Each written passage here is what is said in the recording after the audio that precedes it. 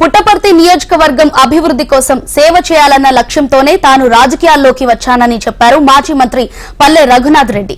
TDP అభ్యర్థి పల్లె సుందరరెడ్డి పల్లె కృష్ణకిషోర్ తో కలిసి ఆయన నామినేషన్లు దాఖలు చేయనున్నారు.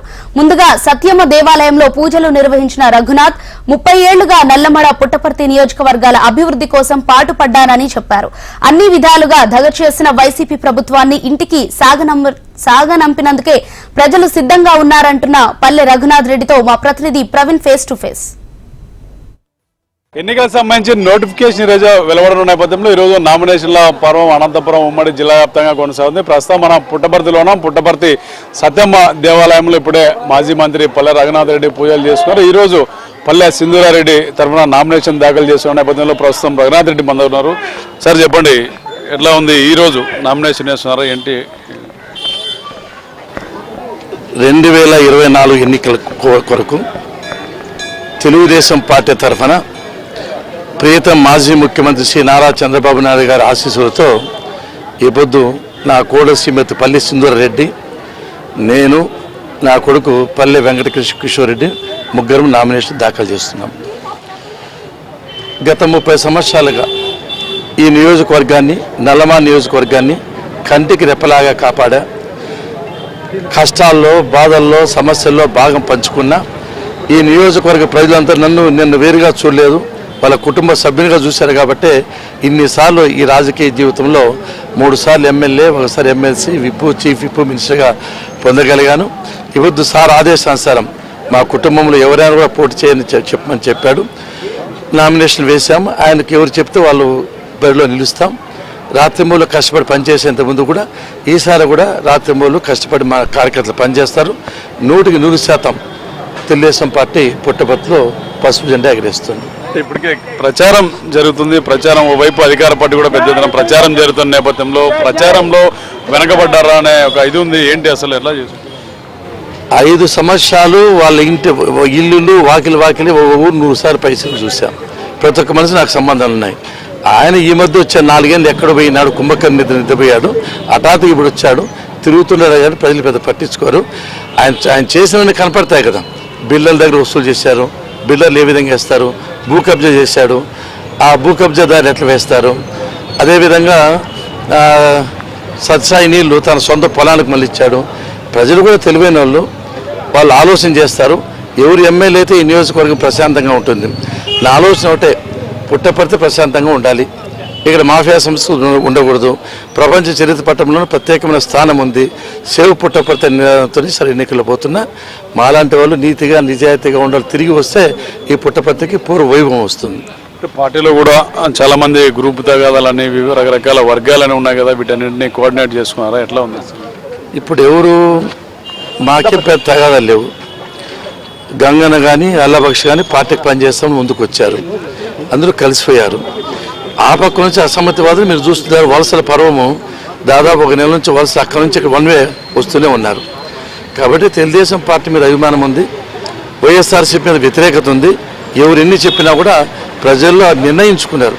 ఈసారి తెలుగుదేశం పార్టీని ఆంధ్రప్రదేశ్ తీసుకురావాలి, చంద్రబాబు నాయుడు గారు తిరిగి ముఖ్యమంత్రి చేయాలని చెప్పి ప్రజలు ఆల్రెడీ డిసైడెడ్. దాన్ని ఎవరు ఆపలేరు. సో ఎట్లా ఉందంటే ఇప్పటికి ఎన్నికల్లో ఎట్లా ఉండబోతుంది? వైపు పుట్టపర్తిలో వైసీపీ బలంగా ఉందని కూడా కొంతమంది చెప్తున్న నేపథ్యం, ఇప్పటికే ఎమ్మెల్యే మాదే విజయం అని కూడా ఆయన చెప్తున్న పరిస్థితిలో మీ విజయావకాశాలు ఎట్లా ఉన్నాయి? ఎంత మేరకు? ఒకటే చెప్తున్నా, ప్రజలు చాలా చాలా తెలివైన వాళ్ళు. చంద్రబాబు నాయుడు గారి పరిపాలన చూశారు, జగన్మోహన్ రెడ్డి ఒక్క ఛాన్స్ వచ్చిన పరిపాలన చూశారు. అన్ని వర్గాల ప్రజలకు ప్రత్యక్షంగా నరకం అంటే ఏమిటి చూపించాడు. ఎస్సీలు కానీ, ఎస్టీలు కానీ, బీసీలు కానీ, మహిళలు కానీ, మైనార్టీ కానీ, యువత కానీ, రైతులు కానీ, ఉద్యోగస్తులు కానీ అన్ని వర్గాలు ఈసారి జగన్మోహన్ రెడ్డి వస్తే మాకు తీవ్రమైన అన్యాయం జరుగుతుంది.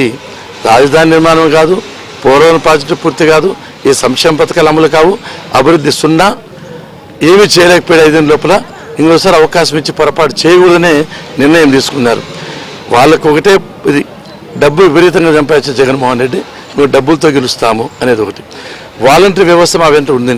వాలంటీర్లు కూడా ఈ వేదిక ద్వారా చెప్తుందా, ఆయన మీకు జీతాలు ఇవ్వలేడు, 5 సంవత్సరాలు వెట్టి చాకరీ చేసుకున్నాడు, మేము వస్తాము, మీ ఉద్యోగాలు భద్రత ఉంటాయి మీరు బాగుంటే, 10,000 రూపాయలు నెలకు జీతాలు ఇస్తాము. అదే కాకుండా సాఫ్ట్వేర్ కంపెనీలో కూడా మంచి మంచి ఉద్యోగాలు, మీరు చదువుకున్న వాళ్ళు ఉన్నారు, దాంట్లో మంచి ఉద్యోగాలు వస్తాయి. మీ భవిష్యత్తు కోసం, మీ రాష్ట్ర శ్రేయస్సు కోసం వేరే గత్యంతరం లేదు. అందరిది ఒకే మాటే, ఒకే ఆలోచనే, ఒకే అభిప్రాయమే, ఒకే లక్ష్యమే. తెలుగుదేశం పార్టీ అధికారంలోకి రావాలి. పుట్టపర్తిలో తెలుగుదేశం పార్టీ జెండా ఎగరవేయాలి. చంద్రబాబు నాయుడుగా తిరిగి ముఖ్యమంత్రి కావాలి. పుట్టపర్తి విషయానికి వస్తే డెవలప్మెంట్ వైఎస్ఆర్సీపీ హయాంలో జరిగింది. రోడ్లు కానీ, మిగతా బ్రిడ్జెస్ కానీ, మిగతా వాటర్ సంబంధించిన ప్రాజెక్ట్స్ కానీ నేనే చేశానని చెప్పి ఎమ్మెల్యే చెప్తున్న పరిస్థితిలో రఘునాథ్ రెడ్డి ఏమీ చేయలేదని కూడా ప్రధానమైన ఆరోపణ. ఈ నియోజకవర్గంలో తాగునీటి ప్రాజెక్టులన్నీ నా హయాంలో జరిగిండేటివే. మన సత్యసాయి వాటర్ స్కీమ్స్ కానీ, మా వాటర్ స్కీమ్స్ కానీ మొత్తం అంతా స్కీమ్లను మేము చేసింది. రోడ్లు ఇంచి కాకుండా పిఆర్ రోడ్స్ కానీ, ఆర్ఎన్బి రోడ్స్ కానీ, సీసీ రోడ్స్ మేము వేసాం. నేను వేసిన రోడ్లో కనీసం గుంతలు పడితే మట్టి వేసుకోలేం. నేను వేసిన తాగునీటి స్కీమ్స్కి ఏదైనా పైపులను పోయినా ఒక ట్యాప్ ఇరిగిపోయినా వేసుకోలేకపోయాడు. అదేవిధంగా ఇచ్చిన పవర్కు కరెంటు సరిగ్గా రావడం లేదు, ఓ బల్బ్ పోతే తీసుకోవడం. సర్పంచులకు తీవ్రమైన అన్యాయం చేసిన ఒక డెవలప్మెంట్ లేదు. అడపాదడప బటన్ నొక్కుతున్నాడు. అంటే 100 రూపాయలు ఇస్తున్నాడు, 1000 రూపాయలు వెనక్కి తీసుకుంటున్నాడు. ఇచ్చే తక్కువ, పీక్కునేది ఎక్కువ. 3 రోడ్లు పేరు ఎప్పుడు చెప్తాడు, అవి సెంట్రల్ గవర్నమెంట్ ఇచ్చినట్టు, ఇది ఇచ్చినట్టు కాదు. 193 చెవులు అంటారు, ఇంకా నింపాల్సింది. డెవలప్మెంట్స్ ఉన్నా అడగండి ప్రజలు ఏం చేసినాడు. 50 బజార్లు ఏ రోడ్డు వేసాడు, ఏడ తాగునీటి స్కీమ్ ఇచ్చాడు, ఎవరికి సాయం చేశాడు. డెవలప్మెంట్ లేదు అక్కడ. ఆయనకు తెలుసు, మీకు తెలుసు, ప్రజలకు తెలుసు.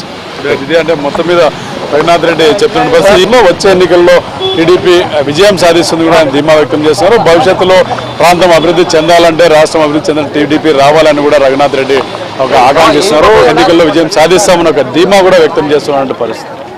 కెమెరా పర్సన్ ప్రతాప్తో ప్రవీణ్.